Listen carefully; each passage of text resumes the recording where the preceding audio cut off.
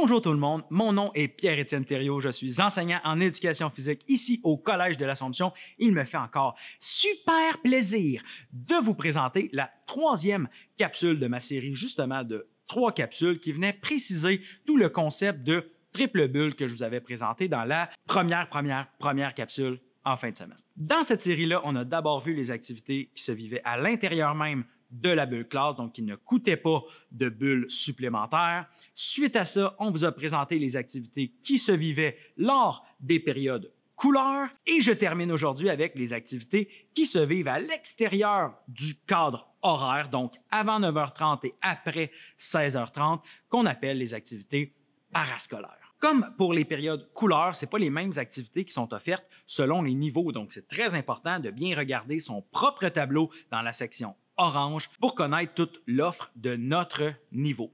Par contre, contrairement aux périodes couleurs, là, on retrouve des activités où les niveaux peuvent se croiser. Les exemples sont multiples, donc ces activités parascolaires-là sont inter-niveaux, donc on va avoir des croisements de niveaux. Donc forcément, comme les périodes couleurs, il nous coûte une bulle supplémentaire. Je me permets de rappeler que le grand concept de la triple bulle dit que, en plus de ta bulle classe, tu as le droit à 2 autres bulles supplémentaires et ces 2 autres bulles supplémentaires-là doivent être choisies dans le gros ballot qui comprend toutes les activités de période couleur et les activités parascolaire. Donc, toute la section orange de ton tableau que tu as sous les yeux, que tu vois dans le courriel ou tu as cliqué pour venir sur la capsule YouTube que tu regardes en ce moment, c'est vraiment important de choisir 2 choix parmi l'ensemble des activités de la section orange. La section jaune, on en a parlé dans la première capsule, ça c'est illimité. Comme pour les périodes couleurs, regarde comme il faut les X. Est-ce qu'il y a des croisements? Est-ce que des activités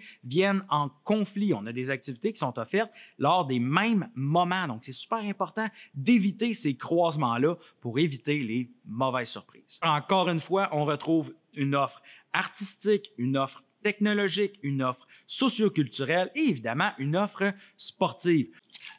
On a des sports qui se vivent de façon saisonnière, soit à l'automne ou au printemps, et on a des sports qui se vivent à l'année. Parmi les sports saisonniers, on retrouve le football et le flag football. Au niveau des sports annuels, on retrouve le hockey, le baseball, le cheer, le futsal, le basket, le volley et l'athlétisme en salle qui commencera par exemple seulement après les fêtes. Donc, cherche-le pas dans le formulaire actuel. 2 petites précisions concernant notre offre sportive. La première concerne les sélections. Évidemment, dans plusieurs de ces équipes-là, on va avoir plus de joueurs ou de joueuses qui se présentent au camp de sélection que de joueurs sélectionnés. Ça va en soi, c'est un processus auquel on est habitué. Par contre, il faut être au courant cette année que lorsque je m'inscris, par exemple, au camp de sélection de flag football, je choisis la bulle flag football.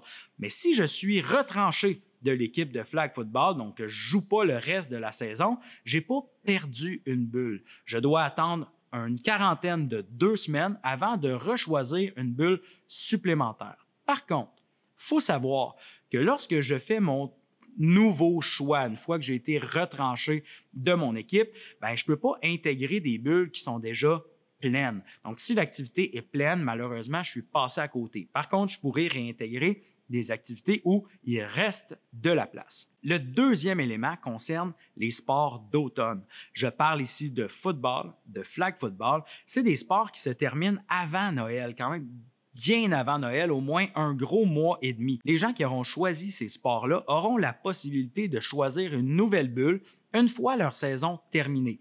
Comme les gens qui étaient retranchés des équipes, je viens de parler, ils ou elles devront attendre 2 semaines avant d'intégrer leur nouvelle bulle. J'espère que c'est clair. Il me semble que ça fait beaucoup de stock. J'ai enregistré beaucoup de capsules. Ça se mêle un petit peu dans ma tête. C'est sûr qu'on n'aura pas traité de toutes les exceptions possibles. Il va y avoir du cas par cas. Il va y avoir des questions. Mais j'espère que cette petite série de 3 capsules-là est venue répondre à plusieurs de vos questions puis va vous aider à prendre des bonnes décisions, des bons choix éclairés et surtout éviter les mauvaises surprises puis vous permettre de passer des belles journées avec nous au Collège de l'Assomption.